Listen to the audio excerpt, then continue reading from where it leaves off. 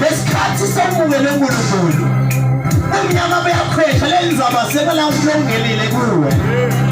nikhona abangwele ikisele nje mfowethu ikisele kancane lesikhathi umukele uNkulunkulu ngiyakaphisela nje bana bangamati uNkulunkulu lesikhathi uye kwesandleni saNkulunkulu umnyama beyakhwesha lenzaba base kuna Jesu umnyama kwathi kubeletheka lokukhaya lanako yena nikhona abangcwele ngiyayithanda kakhulu inkosi nikhona abangcwele ngakha lesinqumo nami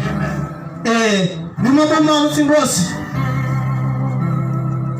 nami ngiyakulandzela nkosi haleluya nikhona abangcwele angangini lapho ngafuna kuba ngoba behlukile nikhona abangcwele semala kukhanya ke lokwenda umzala nabonakale ngoba lesikhathi ongena uNkulunkulu uba nemehluko nikhona abangcwele lesikhathi engena Jehova uwe kuba wakho kuyashintsha nawe khweba wathi ngawo yashintsha ungasabi lokwayidolo ngoba namuntu hayi God lenza basemela umuntu ongekhathi akhulume eMateyu 5 verse 14 athi thine sifaliswa nelilanga noma nesibane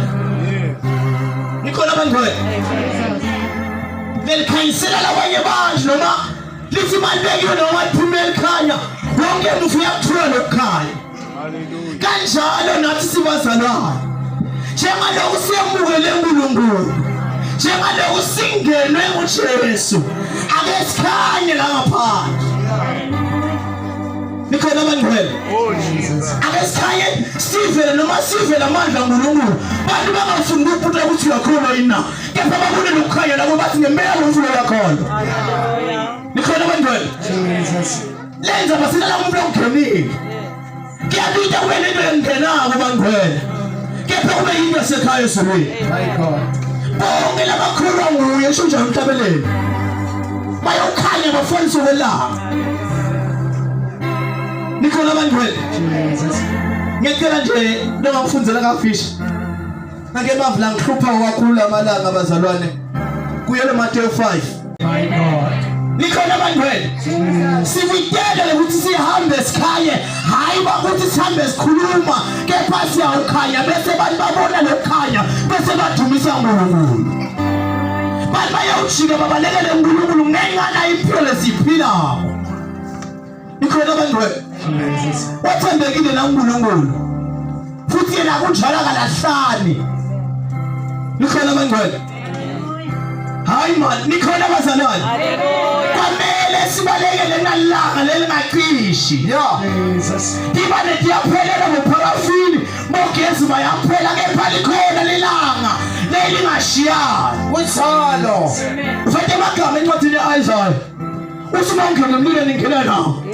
akunenza abancike ngabe senedimo ubukito ukhona sebuyakhanyisa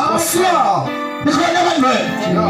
akunenza abalamantu weva angathatha ukukhukhula khululeka uNkulunkulu wena ngeke akukhukhule nikhona abangcwele akumnyama makunaNkulunkulu kuyakhanya akumnyama nxa uNkulunkulu sekamngenile kuwe nami kuwe amen impilo yakho nje iyahluka nikhona abangcwele so like fuliye bazalwane kuthi si maintain nesibane sethu ukuthi sikhanyisele wonke umuntu kule ncwadi la verse 16 uthi kanjalo ke lokukhanya sikiwe kwamele kukhanyisela abantu abanye kuze labantu baguquke bese badumisa uNkulunkulu yes God nikhona abangcwele akumnyama bazalwane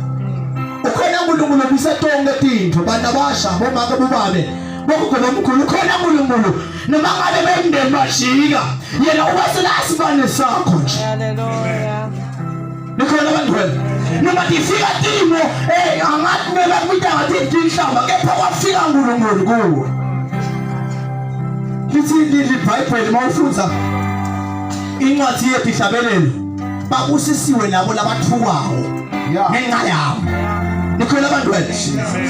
hayi inhlamba tingolisi kepha inhlamba eziniketa tibusiso lenda basikana kulo emkhethini Jesus. Kwamele bakuthuke le ndaba sokukhanyisela wonke umvuso ekhanyeni.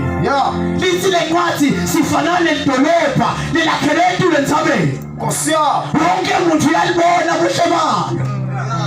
Yaba yibabeke amabala nje kepha ngeke balishintshe lobuhle balo.